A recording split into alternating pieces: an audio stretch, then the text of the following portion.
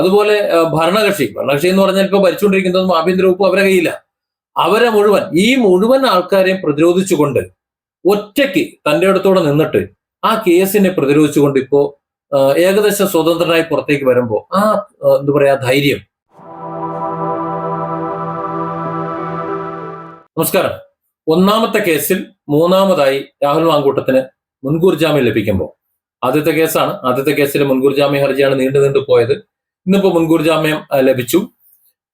കോടതിയിൽ ശക്തമായിട്ട് വാദങ്ങൾ നടന്നു എന്ന് തന്നെയാണ് മനസ്സിലാക്കുന്നത്. ഇരയെ എന്താ പറയാ കൊലപ്പെടുത്താൻ ജീവന് ഭീഷണിയൊക്കെ ഉണ്ട്, അതേപോലെ അപായപ്പെടുത്താനൊക്കെ സാധ്യതയുണ്ടെന്നുള്ള വാദങ്ങൾ, അങ്ങനെ പല വാദങ്ങളും മുൻകൂർ ജാമ്യത്തെ എതിർത്തുകൊണ്ട് പ്രോസിക്യൂഷൻ പറഞ്ഞു എന്ന് മനസ്സിലാകുന്നുണ്ട്. എന്നാലും കോടതി ചോദിച്ചൊരു ചോദ്യമുണ്ട്. ആ ചോദ്യമാണ് രാഹുലിന് രക്ഷയുടെ എത്തുന്നത്. അതായത് ഇവിടെ വിവാഹിതയായ ഒരു പെണ്ണ്, ഒരു പുരുഷൻ അല്ലെങ്കിൽ ആരും പ്രായപൂർത്തിയായിട്ടുള്ളവർ തമ്മിൽ ശാരീരിക ബന്ധം ഏർപ്പെടുന്നതിന് യാതൊരു എന്താ പറയുക നിയമ തടസ്സവും ഇവിടെ ഇല്ല. പ്രത്യേകിച്ച് വിവാഹിതയായിട്ടുള്ള ഒരു സ്ത്രീ മറ്റൊരു പുരുഷനുമായിട്ട് പരപുരുഷ ബന്ധം, ലൈംഗിക ബന്ധം ഉണ്ടായി കഴിഞ്ഞാൽ അതും കുറ്റമെന്ന് പറയാൻ പറ്റില്ല. പീഡിപ്പിച്ച് ബലാത്സംഗം ചെയ്താലും ഓക്കെ, പക്ഷെ പരസ്പര ഉഭയസമ്മത പ്രകാരമുള്ള കേസുകളാവുമ്പോൾ എന്തിനാ ജാമ്യം കൊടുക്കാതിരിക്കുന്നത്? അതൊരു കുറ്റമല്ലല്ലോ. കുറ്റമല്ലാത്തത് കൊണ്ട് ജാമ്യം കൊടുക്കാതിരിക്കേണ്ട ആവശ്യമുണ്ടോ എന്നുള്ള ഒരു കോടതിയുടെ ഒരു പരാമർശം ഉണ്ടായതായി മനസ്സിലാകുന്നുണ്ട്. അപ്പൊ ആ ഒരു ചോദ്യത്തിന് വളരെ പ്രസക്തിയുണ്ട്. അതുകൊണ്ട് തന്നെ ഇനി വരാൻ പോകുന്ന കുറച്ച് കേസുകൾ, അതായത് ഇവിടെ പ്രോസിക്യൂഷൻ ബാധിച്ചിട്ടുള്ള ഈ കേസുകളൊന്നും മാത്രമല്ല, വേറെ കുറ്റകൃത്യങ്ങൾ രാഹുൽ മാങ്കൂട്ടത്തിൽ ചെയ്തിട്ടുണ്ട്, അതിനൊക്കെ സമാധാനം പറയേണ്ടി വരുന്ന സാഹചര്യം ഉണ്ടെന്നൊക്കെ പറഞ്ഞ് ജീവന് ഭീഷണി ഉണ്ടെന്നൊക്കെ പറയുമ്പോൾ ഈ സമാനമായി വരാൻ സാധ്യതയുള്ള കേസുകൾ ഇനി പൊക്കിക്കൊണ്ടുവരാൻ സാധ്യതയില്ല എന്നാണ് എനിക്ക് തോന്നുന്നത്. കാരണം യുവതിയുടെ മൊഴി, ഈ പരാതിക്കാരുടെ മൊഴി, 3 പേരുടെ മൊഴികളിൽ തന്നെ, അവരുടെ കൊടുത്തിട്ടുള്ള വിവരങ്ങളിൽ തന്നെ ബലാത്സംഗം തെളിയിക്കാൻ കഴിയില്ല എന്ന് നമ്മൾ എല്ലാ കേസുകളിലും നമ്മൾ മനസ്സിലാക്കിയിട്ടുണ്ട്. ഏതായാലും ഈ 3 കേസിലും ജാമ്യം ലഭിച്ചതോടെ രാഹുൽ മാങ്കൂട്ടത്തിൽ താൽക്കാലികമായി നിയമക്കുരുക്കിൽ നിന്ന് മോചിതനായി എന്ന് തന്നെ പറയാം. ഒരു വേള ഒരുപക്ഷെ സ്ഥിരമായി എന്ന് തന്നെ പറയാം. കാരണം ഈ 3 കേസിലും ബലാത്സംഗ കുറ്റം നിലനിൽക്കില്ല എന്ന് പറയുമ്പോൾ, അല്ലെങ്കിൽ അത് തെളിയിക്കാൻ കഴിയില്ല, നിലനിൽക്കില്ല എന്ന് പറയുമ്പോൾ ഈ കേസ് ഒരുപക്ഷെ ഡിസ്ചാർജ് ചെയ്ത് കളയാവുന്നതേ ഉള്ളൂ. ഏതായാലും ആദ്യ കേസിൽ മൂന്നാമതായി ജാമ്യം ലഭിച്ചപ്പോൾ രാഹുൽ സ്വതന്ത്രനായി എന്ന് തന്നെ പറയാം. തിങ്കളാഴ്ച പോലീസിന് മുന്നിൽ ഹാജരാകണമെന്നും അതൊരു കസ്റ്റഡി ആയിട്ട്, അന്നത്തെ ദിവസം കസ്റ്റഡി ആയിട്ടാണ് കണക്ക് കൂട്ടുക എന്നും, ആ കസ്റ്റഡി സമയത്ത് മൊബൈൽ ഫോണോ മറ്റു കാര്യങ്ങൾ അതൊന്നും ഉപയോഗിക്കാൻ പാടില്ല എന്നും കോടതി ഉത്തരവുണ്ടായി എന്ന് പറയുന്നുണ്ട്. ഇനി പോലീസിന് ഒരു പക്ഷേ ചോദ്യം ചെയ്യാം, എന്തെങ്കിലുമൊക്കെ ചോദിച്ചു മനസ്സിലാക്കാൻ 1 ദിവസത്തെ കസ്റ്റഡി അതായിരിക്കും ഉദ്ദേശിക്കുന്നത്. അത് തിങ്കളാഴ്ച എന്തായാലും കസ്റ്റഡി തന്നെയാണ്. ഇനി അന്വേഷണ ഉദ്യോഗസ്ഥന്മാരുടെ കയ്യിൽ. ഇനി എന്തായാലും തെരഞ്ഞെടുപ്പ് അടുത്ത് വരുന്ന ഒരു വേളയിൽ ഇനി രാഹുൽ മാങ്കൂട്ടത്തിനെ തെരഞ്ഞെടുപ്പിന്റെ കരുവാക്കാൻ ശ്രമിക്കുമെന്ന് എനിക്ക് തോന്നുന്നില്ല. കാരണം അത്രത്തോളം ജനങ്ങൾ ഒരു പിന്തുണ കൊടുക്കുന്നുണ്ട്, രാഹുൽ മാങ്കൂട്ടത്തിന് പിന്തുണ കൊടുക്കുന്നുണ്ട്. കോൺഗ്രസിലെ തന്നെ ഒരു വിഭാഗം നേതാക്കളും, പിന്നെ ബഹുഭൂരിപക്ഷം വരുന്ന അണികളും, പിന്നെ നാട്ടുകാരും, പാലക്കാടൻ ജനത പ്രത്യേകിച്ചും. രാഷ്ട്രീയ വിരോധം കൊണ്ട് നിൽക്കുന്ന കുറച്ച് ആൾക്കാർ ഒഴികെ ബാക്കിയുള്ളവരെല്ലാം രാഹുൽ മാങ്കൂട്ടത്തിന്റെ പിന്തുണ കൊടുക്കുന്നുണ്ട്. അത് ധാർമ്മികമായി പീഡിപ്പിക്കപ്പെട്ട പെൺകുട്ടികളോടുള്ള ഒരു സഹാനുഭൂതിയോ അല്ലെങ്കിൽ അവരുമായിട്ടുള്ള ഒരു സ്നേഹമോ ഇല്ലാഞ്ഞിട്ടല്ല. അത്തരത്തിൽ സംഭവങ്ങൾ നടന്നിട്ടുണ്ടെങ്കിൽ അത് ആ വഴിക്കാണ് കേസ് പോകേണ്ടത്. പക്ഷെ ആ വഴിക്കല്ല പോയത്. രാഷ്ട്രീയ മുതലെടുപ്പ് പോലെ രാഷ്ട്രീയമായാണ് ആ കേസുകൾ പോയത്. അതുകൊണ്ട് തന്നെ രാഷ്ട്രീയമായി ഒതുക്കാൻ വേണ്ടി അത്തരത്തിൽ കേസുകൾ കെട്ടിച്ചമയ്ക്കുകയോ അല്ലെങ്കിൽ കൊണ്ടുവരികയോ ചെയ്തതെന്ന് ഞാൻ വിശ്വസിക്കുന്നു. അതുകൊണ്ടാണ് രാഹുൽ മാങ്കൂട്ടത്തിന് അനുകൂലമായിട്ടുള്ള ഒരു തരംഗം അവിടെ ഉണ്ടാകുന്നത്. ഇപ്പോ അവസാനം വന്നിട്ടുള്ള 2 കേസുകൾ, രണ്ടാമത്തെ കേസിൽ അങ്ങനെ ഒരാൾ ഉണ്ടോ എന്ന് തന്നെ സംശയം. അത് സൃഷ്ടിയാണ്, പോലീസിന്റെ സൃഷ്ടിയാണെന്ന് പോലും പറയുന്നുണ്ട്. രാഹുൽ മാങ്കൂട്ടം പറഞ്ഞു കഴിഞ്ഞു അങ്ങനെ ഒരാളെ എനിക്കറിയില്ല എന്നുള്ളത്. പിന്നെ മൂന്നാമത്തെ ആളെ സംബന്ധിച്ചിടത്തോളം രാഹുൽ മാങ്കൂട്ടത്തോടൊപ്പം കാറിൽ സഞ്ചരിച്ചിട്ടില്ല എന്നും പെന്നി അങ്ങനൊരു സംഭവം ഇല്ല എന്നൊക്കെ പറഞ്ഞു. പിന്നെ കുറെ സ്ക്രീൻഷോട്ടുകളും കുറെ കാര്യങ്ങളും, പിന്നെ പീഡിപ്പിക്കപ്പെട്ടു എന്ന് പറയുന്ന ദിവസത്തിന് ശേഷം രാഹുൽ മാങ്കൂട്ടത്തിന് കുറച്ച് കാശ് കൊടുത്തായിട്ടുള്ള സ്ക്രീൻഷോട്ടൊക്കെ പുറത്തു വന്നപ്പോൾ അതും ഏകദേശം പൊളിഞ്ഞു വീണ് കഴിഞ്ഞു. അതുകൊണ്ട് ഞാൻ പറഞ്ഞത് ഈ രേഖകളൊക്കെ കോടതിയിൽ എത്തി കഴിഞ്ഞാൽ അത് ഡിസ്ചാർജ് ചെയ്ത് പോകാൻ സാധ്യതയുണ്ട്.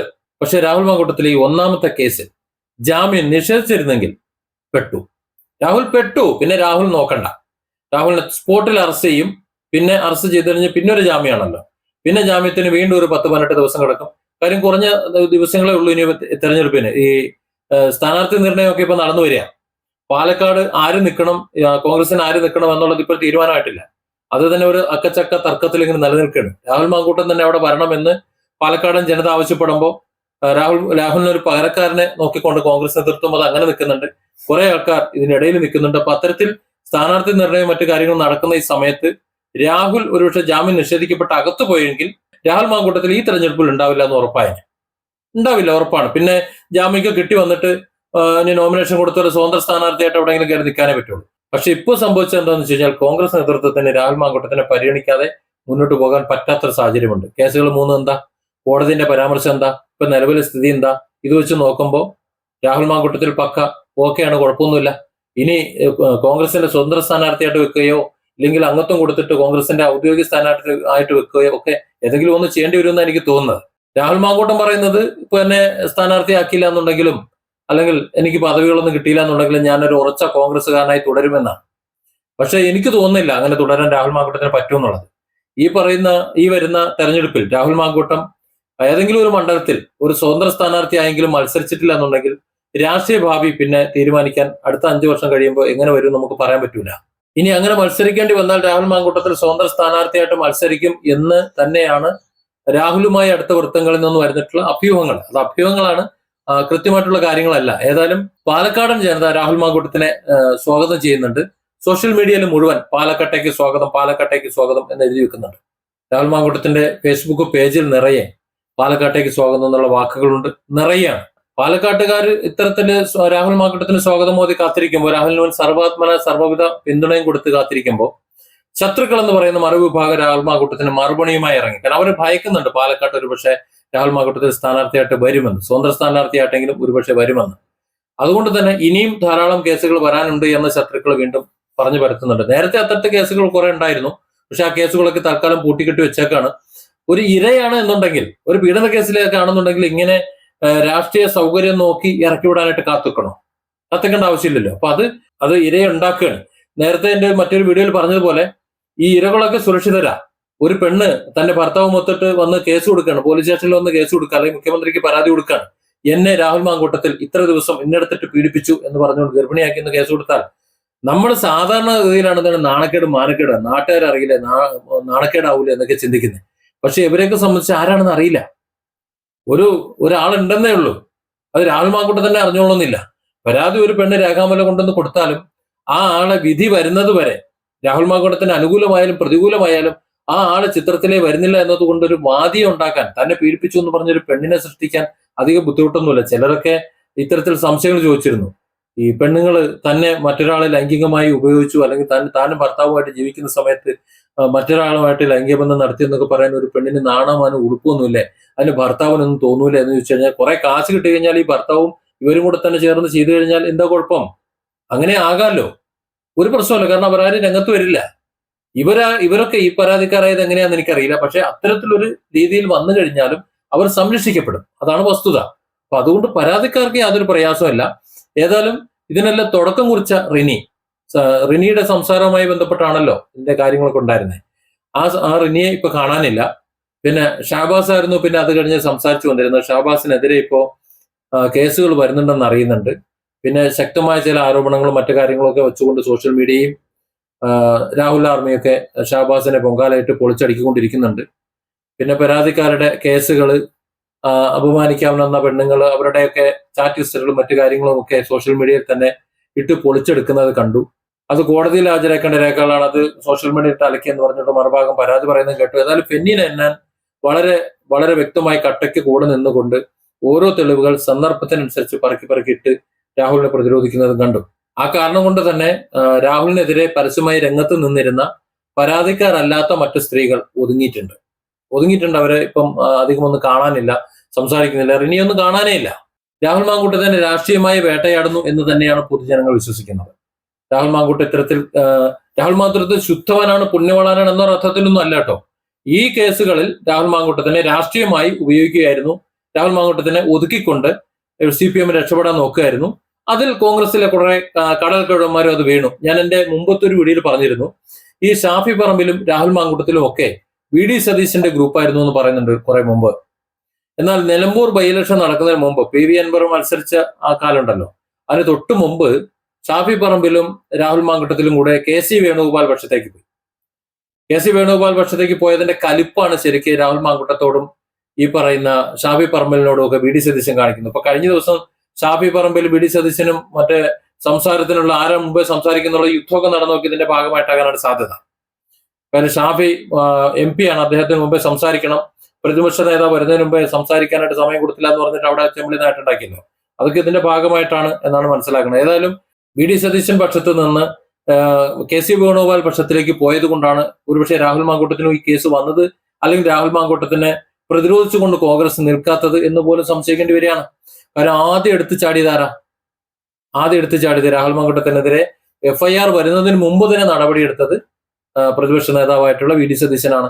അതൊന്ന് ആലോചിച്ചാൽ മതി. ഏതായാലും രാഹുൽ മാങ്കൂട്ടത്തിനെ സംബന്ധിച്ചിടത്തോളം അയാൾ ഒരു പോരാട്ട വീര്യം നശിക്കാത്ത ഒരു വ്യക്തിയാണ് എന്ന് നിസ്സംശയം പറയാം. കാരണം ഇത്രയും കേസുകൾ പ്രതിപക്ഷത്തിന്റെ യാതൊരു പിന്തുണയില്ല, അതായത് സ്വന്തം പാർട്ടിയുടെ യാതൊരു പിന്തുണയില്ല, ഒരു പിന്തുണയില്ല. കുറെ അമ്മമാരുടെയും കുറെ നാട്ടുകാരുടെയും കുറെ ആൾക്കാരുടെയും ഒരു സപ്പോർട്ട് അത് മാത്രമേ ഉള്ളൂ. പിന്നെ കോൺഗ്രസിലെ ചില നേതാക്കന്മാർ, അതുപോലെ ഭരണകക്ഷി എന്ന് പറഞ്ഞാൽ ഇപ്പൊ ഭരിച്ചുകൊണ്ടിരിക്കുന്നതും ആഭ്യന്തര വകുപ്പ് അവരെ കയ്യില്ല. ഈ മുഴുവൻ ആൾക്കാരെയും പ്രതിരോധിച്ചുകൊണ്ട് ഒറ്റയ്ക്ക് തന്റെ അടുത്തോടെ നിന്നിട്ട് ആ കേസിനെ പ്രതിരോധിച്ചുകൊണ്ട് ഇപ്പോ ഏകദേശം സ്വതന്ത്രനായി പുറത്തേക്ക് വരുമ്പോൾ എന്താ പറയാ ധൈര്യം, ആ ഒരു ചുറുചുറുക്ക്, അതിനെ എന്തായാലും അംഗീകരിച്ചു കൊടുക്കാതിരിക്കാൻ പറ്റില്ല. അയാൾ എന്ത് തെറ്റോ എന്തോ ആയിക്കോട്ടെ. കാരണം ഇത്തരത്തിലുള്ള ചുറുചുറുക്കുള്ള ആൾക്കാരെ ആണ് ശരിക്കും രാഷ്ട്രീയത്തിൽ ആവശ്യം, ജനങ്ങൾക്ക് ആവശ്യം. തെറ്റുകളൊക്കെ പറ്റാം, ആ തെറ്റുകൾ തിരുത്തി, തെറ്റുകളൊക്കെ പറ്റാത്ത ആർക്കാ പറ്റാത്തെ? അപ്പൊ അത്തരം തെറ്റുകളൊക്കെ തിരുത്തി വരുമ്പോഴാണ് നല്ലൊരു മനുഷ്യനാകുന്നത്. തിരിച്ചറിവും ബോധമൊക്കെ വരുമ്പോൾ എല്ലാ തെറ്റുകളും തിരുത്തപ്പെടുകയും ചെയ്യും. അവർ രാഷ്ട്രീയത്തിലും അതുവഴി സമൂഹത്തിലും നന്നായിട്ട് ശോഭിക്കുകയും ചെയ്യും. ഇപ്പൊ ഉമ്മൻചാണ്ടിന്റെ കാര്യം, ഉമ്മൻചാണ്ടി ഇപ്പോ നല്ലൊരു പുണ്യാളനായി നിൽക്കുന്നുണ്ട്. കരുണാകരന്റെ കാലത്ത് കരുണാകരനെ സൈഡാക്കാൻ നിന്ന ആളല്ലേ ഉമ്മൻചാണ്ടി. അവരെല്ലാവരും കൂടെ ചേർന്നില്ലേ കരുണാകരനെ സൈഡാക്കി മൂലക്കിരുത്തിയത്.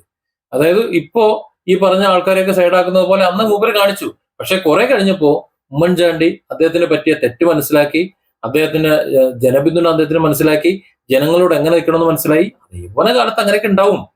അതുപോലെ കൂട്ടിയാൽ മതി, ഇതും അത്ര തന്നെ കൂട്ടിയാൽ മതി. ഏതായാലും അതൊക്കെ തിരുത്തി ഉമ്മൻചാണ്ടി മുന്നോട്ട് വന്നപ്പോ അദ്ദേഹത്തിന്റെ മരണസമയത്ത് അദ്ദേഹം ഏറ്റവും ജനകീയനായ ഒരു രാഷ്ട്രീയ നേതാവാണ്. ഈ രാഹുൽ മാങ്കൂട്ടം എന്ന് പറയുന്ന ഒരു വ്യക്തി, അയാൾ പെണ്ണുപിടിയനാക്കി അല്ലെങ്കിൽ ഇതാക്കി മൂലയ്ക്ക് കളയുന്നതിനേക്കാൾ നല്ലത് അയാളുടെ നന്മ എടുത്തു വെച്ചുകൊണ്ട്, അയാൾ കുറെ നന്മ പാലക്കാട് ചെയ്യുന്നുണ്ടല്ലോ. ഇനി സർക്കാരിന്റെ പണം കാത്തു നിൽക്കാതെ, മറ്റു പലരുടെയും പണം കാത്തു നിൽക്കാതെ അയാളെ കൊണ്ട് കഴിയുന്നത് അയാളെടുത്ത് പാലക്കാട് എടുത്ത് ചെയ്യുന്നുണ്ടല്ലോ, ഇല്ലേ? അല്ലെങ്കിൽ ഉള്ളിടത്തുനിന്ന് കൊണ്ടുവന്ന് ചെയ്യുന്നുണ്ടല്ലോ. അപ്പൊ അതുപോലെയുള്ളവരെ കൊണ്ടുവന്നു കഴിഞ്ഞാൽ നാളെ ഇപ്പൊ ഉമ്മൻചാണ്ടിന്റെ മുഖ്യമന്ത്രി പദവിക്ക് കഴിഞ്ഞ് നിൽക്കുന്ന സമയത്ത് ഒരു വലിയൊരു ജനപിന്തുണ അദ്ദേഹത്തിന്റെ മരണസമയത്ത് കണ്ടില്ലേ? അത് അദ്ദേഹത്തിന്റെ നന്മയുടെ നേർസാക്ഷ്യമാണത്. അപ്പൊ ആ സാക്ഷ്യം അതുപോലെ തന്നെ പ്രവർത്തിക്കാൻ കഴിയുന്ന ഒരാളാണ് രാഹുൽ മാങ്കൂട്ടത്തിൽ എന്നതുകൊണ്ട് തന്നെയാണ് അയാൾക്ക് ശത്രു കൂടുന്നത്. അത്ര തന്നെയാണ് ഞാൻ മനസ്സിലാക്കുന്നത്.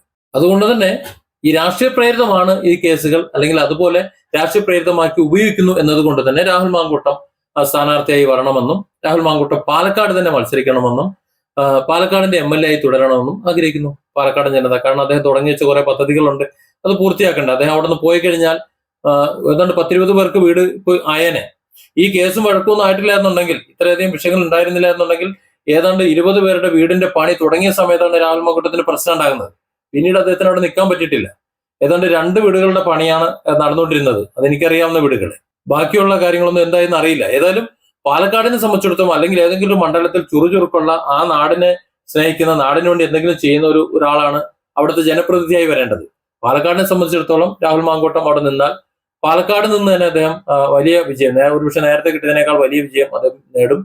അത് അവിടെയല്ല, ഇവിടെ നിന്നാലും വിജയിക്കും. അതുകൊണ്ട് തന്നെ ഇപ്പോ ഈ 3 കേസിലും ജാമ്യമൊക്കെ ലഭിച്ച് ഏകദേശം സ്വതന്ത്രനായിട്ട് പുറത്തേക്ക് നിൽക്കുന്ന സന്ദർഭത്തിൽ ഈ കേസുകളൊക്കെ നിലനിൽക്കില്ല എന്ന് തന്നെ, അതായത് ബലാത്സംഗ കേസുകളൊക്കെ കോടതി സംശയത്തോടെ നോക്കി നിൽക്കുന്ന സാഹചര്യത്തിൽ തങ്ങൾക്ക് പറ്റിയ തെറ്റ് കോൺഗ്രസ് നേതൃത്വം തിരുത്തുന്നതായിരിക്കും നല്ലത്.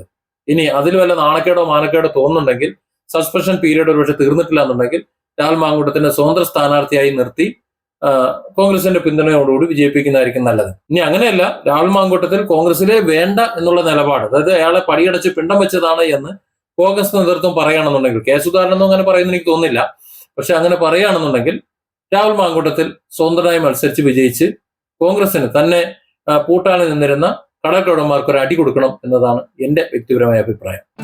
Different angles. Don't forget to subscribe and support this channel.